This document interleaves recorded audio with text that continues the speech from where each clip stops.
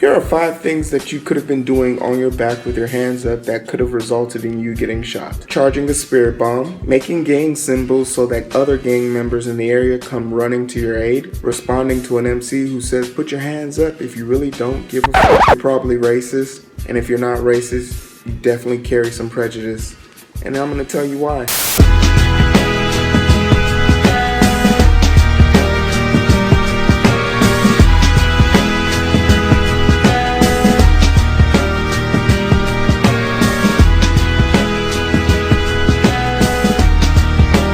The North Miami Police Department owes us some answers to questions we haven't even readily been able to ask ourselves. Like, what does it take to be shot by an officer in your department when you have your hands in the air, you do not have a weapon, you're a healthcare provider, and the person that you're dealing with is autistic and laying on your back? What else could you do besides all those things?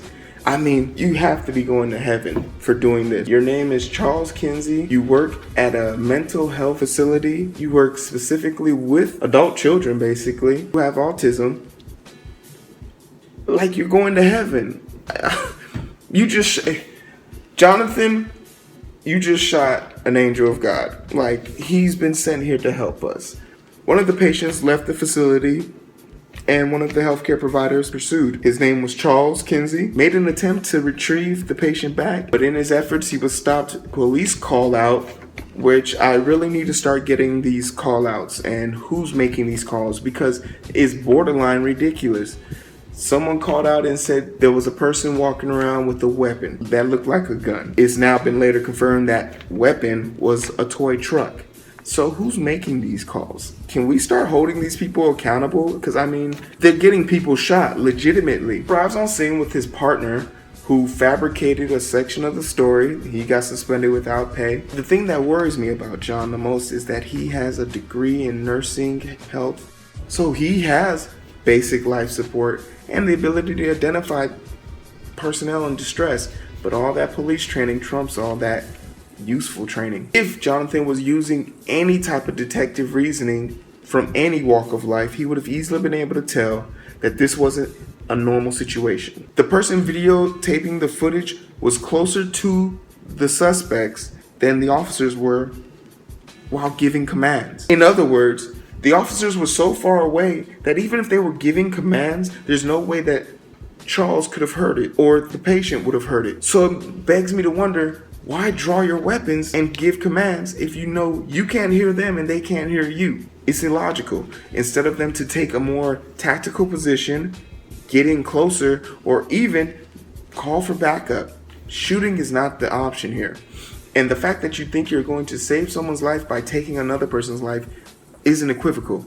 It's not how things should be done. He was drawing a bead up on the patient, who was yelling in the video and seems eerily distraught. But if you see this video anywhere of this person screaming, anybody on the street immediately says this person's not right in the head. Another person says he's an endangerment to the person on the ground surrendering.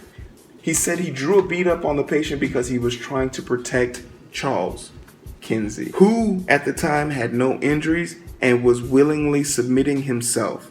Meaning, if Charles felt he was in danger at any point, he would have easily just gotten up and walked away. Jonathan is part of the SWAT team, and I don't know about you guys, but I know the SWAT team is a lot better than the police team because they do a lot more shooting, and they're supposed to be good at it for some strange reason. Jonathan is not. His trajectory was completely off. And given the situation he was in, why did he think it was okay to shoot into a hostage situation? It's not a hostage situation. It's a shoot first, ask questions later situation, which most police situations are these days. And don't get me wrong, this guy is not a bad guy. He's had one complaint I could really see inside of his police records that went into internal investigations. You know, he responded to a robbery October 13, 2013. He takes the people who committed the crime into custody, and it just so happened one of those people were the owner of the shop and he was the one that called the police. Could you imagine that? He has never scored above satisfactory in any of the categories regarding to safety since 2012 when he was employed there, meaning he's been reprimanded, he's been advised, and he has been given mandatory 40-hour training on how to be more safe as an officer, but yet no one's being held accountable for his training, his lack of ability. He might be an overall great officer because in 2014, the year after, he received Employee of the Month. Maybe they give it to him for attendance because his attendance was perfect. But it's very clear to see that they're definitely trying to cover and twist this up. And if you've had a chance to listen to this great speech given by this guy, I wouldn't trust him to pull a pizza out of the oven. He looks like the type of person that cheats when he's doing sit-ups. Seriously, look at him. The fact of the matter is, Jonathan is wrong. He might be a good officer, he's still wrong. And the reason why he's wrong is because he allowed his prejudice to trump his training. And this might be because 8 officers have been shot in the last month. This also might be because of the whole Black Lives Matter situation. But all those factors cannot come into play when you're an officer, because you've taken an oath to serve and protect. And your job is to make sure that you take care of your citizens. So why is it that when people are being called to help someone who's trying to commit suicide, why are guns being drawn? Why is it that we can't take 10 seconds longer to make these decisions? Why is it Black people keep getting shot? It's beyond me, because the police prejudice, the training of the police is working against minorities. You fit the description. How racist is that? What description?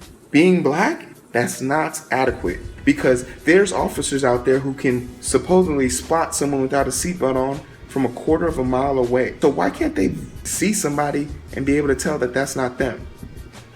They haven't been able to do the very basic skills like being humane. Remember, Jonathan is trained as a nurse. He has now shot someone who is still conscious and bleeding out and has yet to perform basic life support. It took 23 minutes. No one grabbed a first aid kit, but they did remember protocol to handcuff him, which is procedure. That is not humane. An officer has shot someone and made a mistake, and instead of him to do what is right, he does what is expected of him. That is a clear, lackluster taste for humanity. Was this racism? No. Was this prejudice? Yeah. Do I think that he has some prejudice in him? Yeah. Does that make him a bad person? No. Let me tell you this. If a white old lady was walking through a dark alleyway and she saw me and she turned around and walked the other way, I wouldn't be shocked. Hell, if I saw me walking my way, I'd turn around and walk away. That isn't an excuse for you to act on your prejudiced feelings.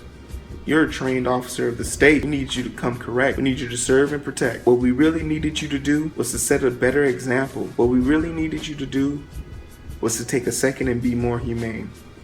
Because even after you realized you made a mistake, you refused to help him the way you would have helped your mom, your dad, your brother, your sister, your wife, your kids. I can't recall many of my patients because I've been able to turn a blind eye to them. Not because I don't care, but because it doesn't matter who they are. It matters what's their problem and how can I help fix it. He was trained to follow and abide by those same rules. But the police training he's received has been so grotesque that it's even blocked and desensitized him to his most basic, fundamental root of training, which is do no harm first. I'm not here to judge you, even if I wanted to, but you're an ETO now. So everyone who has the app, everyone who will have the app will have the ability to judge you, and I'll leave it to them. But more importantly, I leave it to yourself. I find it interesting that most officers aren't trained in basic life support. I mean, if you shot him in the chest and he had to wait 20 minutes, your ability to perform first aid on a level 1 scale could be the difference of him living and dying. More importantly, why aren't the people who are designed to protect and serve us not really designed to protect or serve us? If you're an officer watching this, you want some advice from the people on how to better sustain quality relationships with the community, if you even care to, stop shooting us. All of us.